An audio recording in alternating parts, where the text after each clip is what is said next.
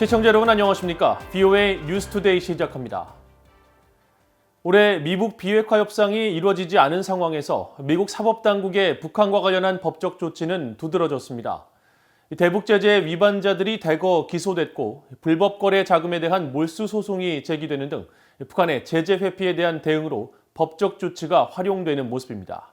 첫 소식 함지하 기자가 보도합니다. 지난 한 해 미국에서 북한과 관련해 움직임이 활발했던 곳은 법원입니다.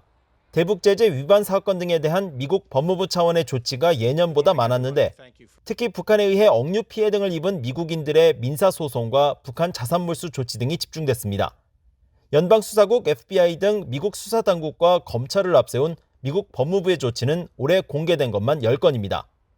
여기에는 지난 5월 미국 법무부가 조선무역은행 관계자 등 북한 국적자 28명과 중국인 5명을 기소한 것과 같은 큰 사건이 포함되어 있습니다. 중국의 통신기업 화웨이의 창업자 딸 멍완저우 부회장에게 대북 제재 위반 혐의가 추가되고 지난 9월 말레이시아에서 활동하던 북한 국적자 리정철과 리우경 등 3명은 금융사기와 자금 세탁 공모 등의 혐의로 미국 법원에 기소됐습니다. 미 검찰은 민사소송 방식을 통해서도 다른 나라에 산재한 북한의 불법 자산 회수 노력에 적극 나서기도 했습니다. 지난 7월과 8월에 북한의 돈 세탁에 관여한 중국 기업 등 4곳에 관련 자금 몰수 소송이 제기됐고 북한의 가상화폐 거래소 해킹 자금과 중국 통신기업 GTE와 북한 간 거래를 주선한 중국 회사와 사주 등의 자산에 대해서도 같은 조치가 취해졌습니다. 법무부의 이 같은 조치는 재무부가 최근 몇 년간 대북 제재 등 북한 관련 조치에 소극적이란 평가가 나오는 가운데 이뤄져 더 큰 주목을 받았습니다. Traditionally, the Justice Department has had a greater independence from the political direction of the president. 존 데머스 미국 법무부 국가안보 담당 차관보는 테러 대응에 초점을 맞췄던 법무부 내 국가안보 부서가 2006년 설립 초기와 달리 현재는 러시아, 이란, 중국, 북한 등 4개 적대국이 야기하는 위협에 중점을 두고 있다고 밝히기도 했습니다. As I said, they've used it really to steal banks and money. That's not really the behavior we see from China or Russia or even Iran, despite the Iran sanctions. North Korea is kind of unique in that way. 2020년은 북한에 대응한 일반인들의 법적 조치 또한 크게 주목받은 한 해였습니다. 특히 북한에 2년 넘게 억류됐다 풀려났던 한국계 미국인 케네스 배 씨는 지난 8월 억류 기간 중 겪은 정신적 고통과 경제적 피해 등을 주장하며 북한 정권을 상대로 손해배상 소송을 제기했습니다. 또 북한 공작원들에 의해 납치된 뒤 사망한 것으로 알려진 김동식 목사의 유족들이 북한 정권에 대한 소장을 제출했습니다. 2018년 미국 법원으로부터 북한의 5억 달러 배상 판결을 이끌고 불법 석탄 운반 혐의로 몰수된 북한 선박 와이즈 어네스토의 경매 대금을 확보한 것으로 알려진 오토 원벼의 부모는 올해 북한 자산 찾기에 더 적극 나서 미국 은행 3곳에 예치된 북한 관련 자금 약 2천만 달러에 대한 구체적인 정보를 요구하는 등의 법적 조치에 착수하기도 했습니다. 미국 법무부의 적극적인 조치와 함께 북한 억류 피해자와 가족들의 소송까지 더해지면서 북한이 올해 받는 법적 압박은 국제사회 제재에 못지 않았다는 분석이 나옵니다. VOA 뉴스 함지하입니다. 한국 정부가 29일 공포한 이른바 대북전단 살포 금지법과 관련해 유럽연합 EU 차원에서 문제를 논의할 것이라고 중유럽 국가인 체코 정부가 밝혔습니다. 체코 외무부의 주자나 슈티오바 공보국장은 30일 VOA에 한국의 대북전단 금지법 공포와 관련해 우리는 승인된 해당 조치를 분석하고 그 기능과 이를 시행하려는 동기에 대해 한국에 질문했다면서 조만간 유럽연합 내부에서 해당 조치에 대한 논의가 이뤄질 것으로 본다고 전했습니다.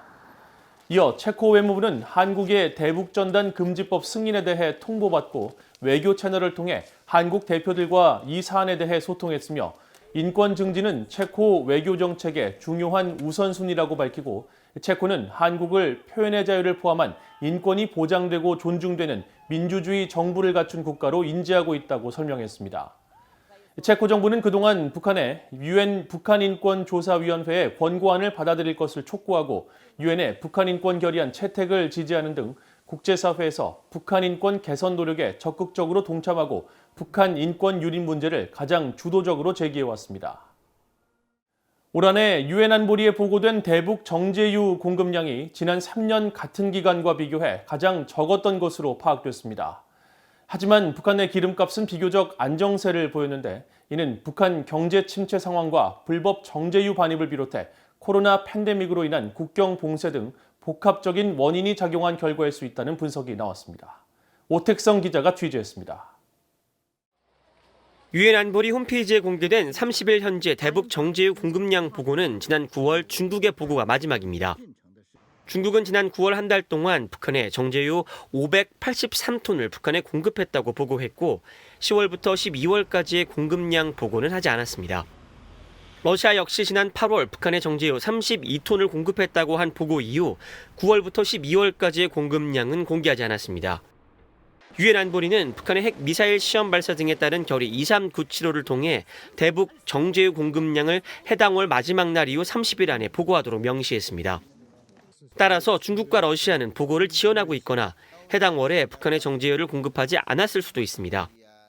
지난 1월부터 9월까지 중국이 북한에 공급한 정제유와 1월부터 8월까지 러시아가 공급한 정제유의 양은 모두 17,871톤입니다. 이는 2018년과 2019년 동기간 중국과 러시아가 북한에 공급한 정제유 26,109톤, 42,271톤과 비교했을 때 최대 2만 톤 이상 차이가 나는 양입니다. 주목되는 것은 올해 북한에 공급된 정제유의 양이 이처럼 적은데도 북한 내 휘발유 가격은 비교적 안정세를 보이고 있다는 점입니다. 일본의 아시아프레스 통신이 공개한 2020년 1월부터 12월까지 북한의 휘발유 가격은 1kg당 북한 돈 9,100원에서 14,300원 사이입니다. 5월 말에서 7월 말 사이 12,000원에서 14,300원으로 비교적 가격이 높았던 때를 제외하면 평균 만원대를 안정적으로 유지했습니다.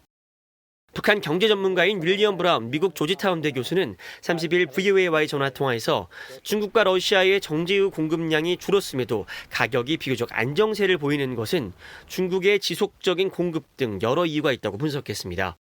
We're pretty sure, almost sure, that China supplies North Korea a continuing flow of crude oil, about 50,000 tons per month. There's a constant flow. Some kind of aid deal that the Chinese have given North Korea. 브라운 교수는 또 북한 내 휘발유뿐만 아니라 다른 물가 역시 오르지 않았다며 이는 악화된 북한 경제 상황으로 인해 전반적으로 물가가 하락했을 수 있다면서 지속되고 있는 코로나 팬데믹 상황 역시 현재 상황에 영향을 끼칠 수 있다고 설명했습니다. Because I think basically the demand for it has dropped in North Korea because of all shutdowns. But North Korea has kind of shut down a lot of activity. Yeah, so it's kind of like here, less demand for gasoline. 올해 유엔 안보리에 보고된 대북 정제유 공급량을 배럴로 환산하면 약 14만 1,000배럴입니다. 유엔 안보리는 지난 9월 전문가 패널 보고서를 통해 북한이 불법 환적 등을 통해 연간 수입 한도인 50만 배럴을 넘어 최대 160만 배럴의 정제유를 수입한 것으로 추정하고 관련국들의 공급 중단을 촉구했습니다. VOA 뉴스 오택성입니다. 한국의 국가인권위원회가 지난해 11월 탈북 선원 2명을 한국 정부가 강제 북송시킨 사건을 조사해달라는 인권단체들의 진정에 대해 피해자들이 이미 북한으로 추방된 상황에서 현실적인 어려움이 있다며 각하 결정을 내렸지만 피해자의 강제 북한 추방은 헌법상 인간 존엄성과 신체의 자유를 침해할 가능성이 있다고 지적했습니다.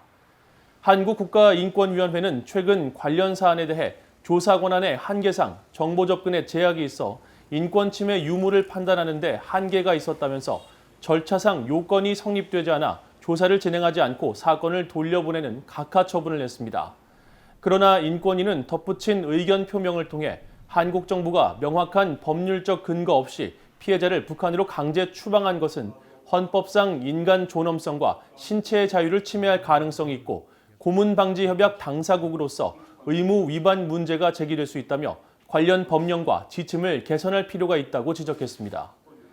진정을 제기한 한국의 민간단체 한반도 인권과 통일을 위한 변호사 모임은 이 같은 각하 내용을 밝히고 법률적 준비가 완료되는 대로 법원에 소장을 접수할 계획이라고 밝혔습니다. 올해 북한의 신종 코로나 팬데믹 대응을 위한 유엔의 모금액이 목표의 8.8%에 그친 것으로 나타났습니다. 유엔 인도주의 업무조정국은 30일 발표한 2020년 아시아 태평양 지역 인도적 대응 보고서를 통해 당초 북한 주민 550만 명을 지원하기 위해 3,970만 달러가 필요했는데 이 가운데 9%가량만 모금됐다고 밝혔습니다. 보고서는 또 북한을 아프가니스탄과 방글라데시, 이란, 미얀마, 필리핀, 파키스탄 등 신종 코로나 바이러스 다중 대응 계획이 필요한 7개국에 포함했다면서 이들 나라들은 신종 코로나 바이러스 발병 이전부터 비상사태와 분쟁, 자연재해 등으로 인도적 지원이 절실했다며 전체 1,930만 명이 원조를 필요로 했다고 지적했습니다. 이상으로 VOA 뉴스투데이를 마칩니다. 시청해주신 여러분 고맙습니다.